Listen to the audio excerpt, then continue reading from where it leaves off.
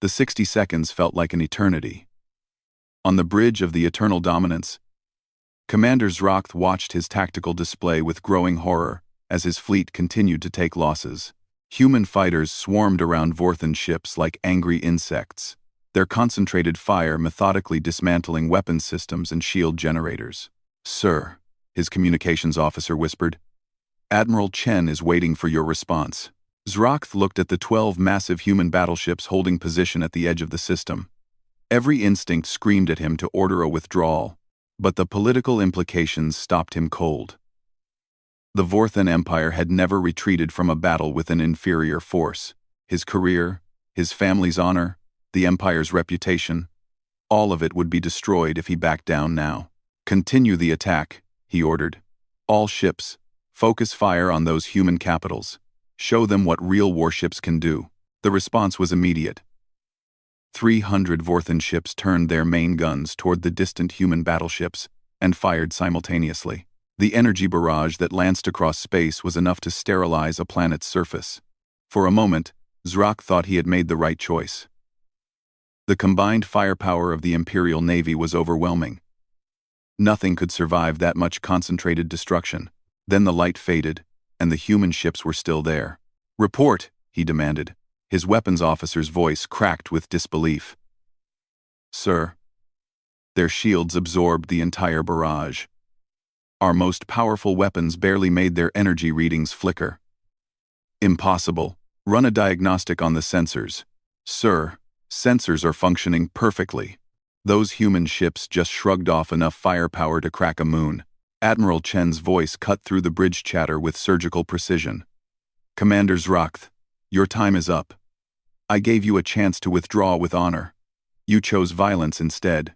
The human battleships began to move. They didn't rush forward like the fighters had. Instead, they advanced with the slow, inexorable pace of natural disasters. As they approached, long-range sensors began picking up details that made Zrokth's blood run cold. "Sir, I'm reading massive energy buildups in the human ships. Whatever weapons they're charging, the power levels are off our scales." "How off the scales?" "Sir, each one of those ships appears to be generating more power than our entire fleet combined." The lead human battleship, the Terran Pride, was close enough now that its details were visible on the main screen. It was beautiful in a terrifying way. Sleek lines that spoke of incredible speed, armor that seemed to drink in starlight, and weapon ports that pulsed with barely contained energy. "Sir, incoming transmission from the human flagship." Admiral Chen appeared on screen again, but now she was standing instead of sitting.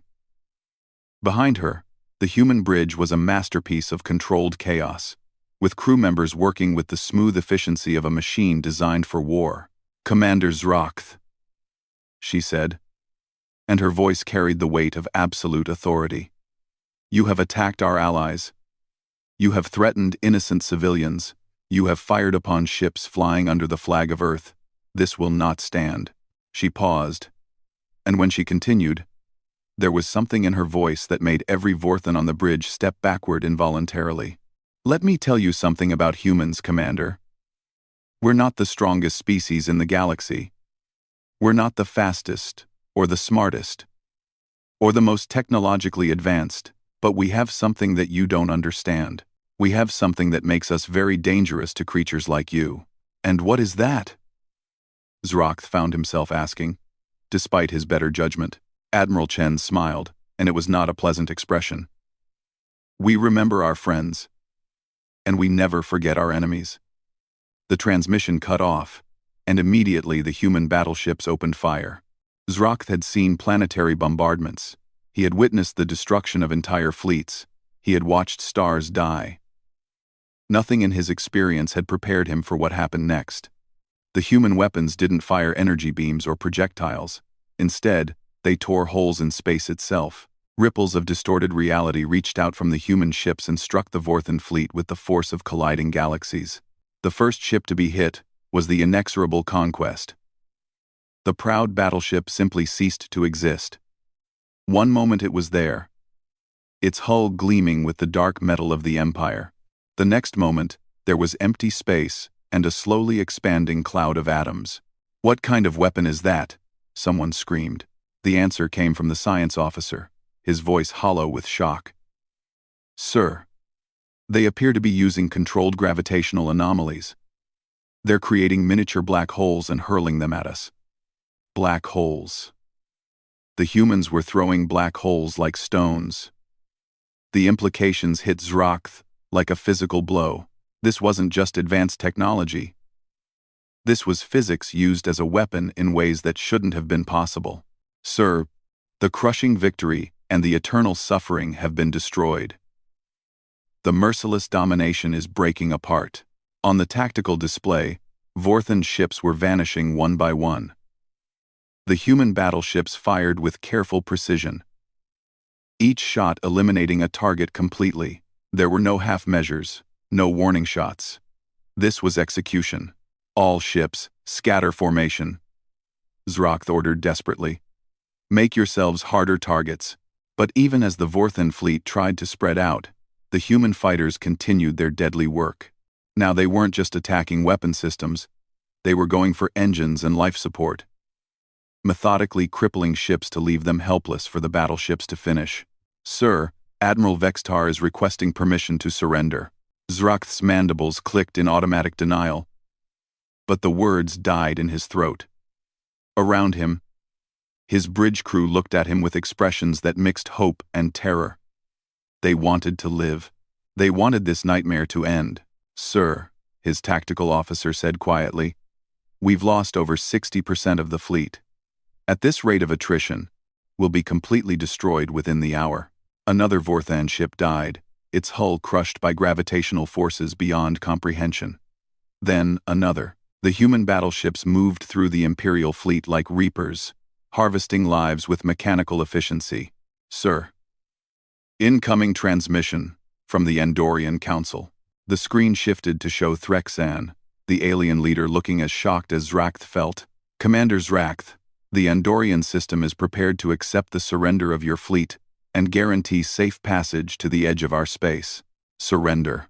The word tasted like poison in Zrakth's mouth. The Vorthan Empire didn't surrender to anyone, especially not to primitive mammals who shouldn't even have posed a threat. But another human weapon tore through space, and the inevitable triumph joined the growing cloud of debris that had once been the pride of the Imperial Navy. Sir, his communications officer said urgently, I'm receiving surrender requests from 17 ships. They're asking permission to lay down arms. Zrakth closed his eyes and felt the weight of 3 centuries of Imperial doctrine crushing down on him. To surrender would mean disgrace, court-martial, probably execution. His family would be stripped of rank and exiled to the outer territories.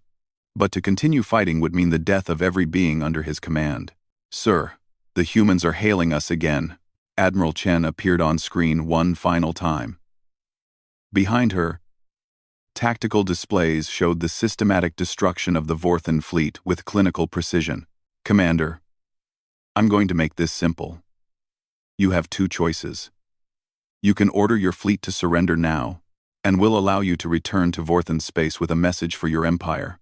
Or you can continue this fight, and in 1 hour there won't be enough left of your fleet to send a message home.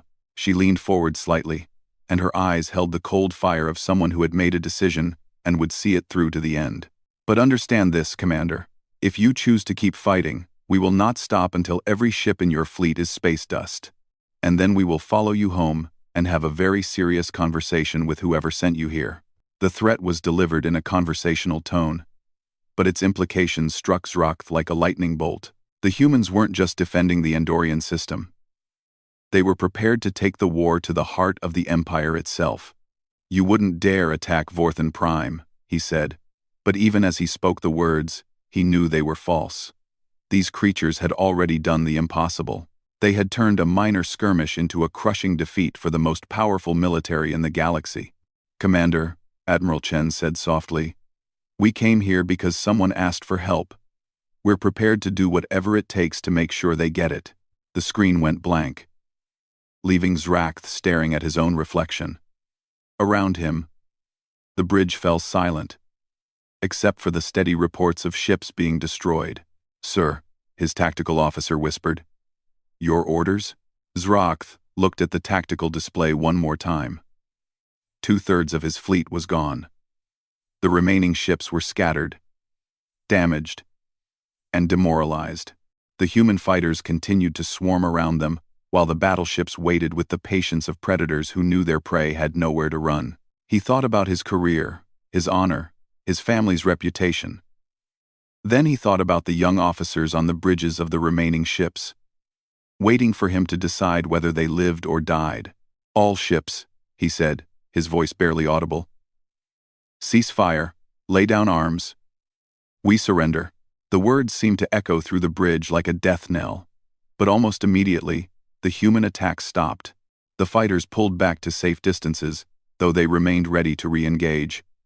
The battleships held their fire but kept their weapons trained on the remaining Vorthan vessels. Admiral Chen's voice came through the speakers, professional and calm. "Vorthan Fleet, this is Admiral Chen. Surrender acknowledged. You will be escorted to the edge of the system and released. Any ship that attempts to deviate from the assigned course will be destroyed immediately." And just like that, it was over. The most powerful military force in the galaxy had been broken by a species that most civilizations considered a minor curiosity. As the human escorts guided the survivors toward the system's edge, Zrakth found himself thinking about the intelligence reports that had gotten everything so wrong. The humans weren't primitive, they weren't weak, they were something far more dangerous. They were survivors from a death world who had learned to work together in ways that the rest of the galaxy couldn't understand. On Andoria Prime, Council Leader Threxen stood in his chambers looking up at the stars. The evacuation ships were returning, bringing home families who had thought they would never see their homeworld again. The mining stations were already back online. Life would continue, but everything had changed.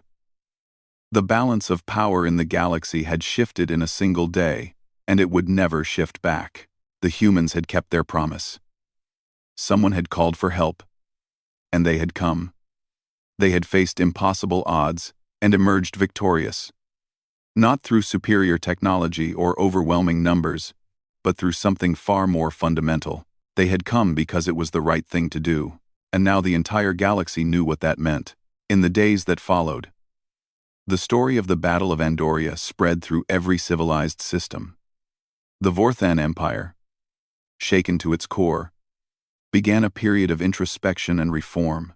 Other major powers suddenly found themselves very interested in establishing diplomatic relations with Earth. But on the human ships returning to their distant homeworld, the crews seemed almost surprised by all the attention. To them, it had been simple. Someone had needed help. They had provided it. It was just what humans did. The galaxy was still learning what that meant.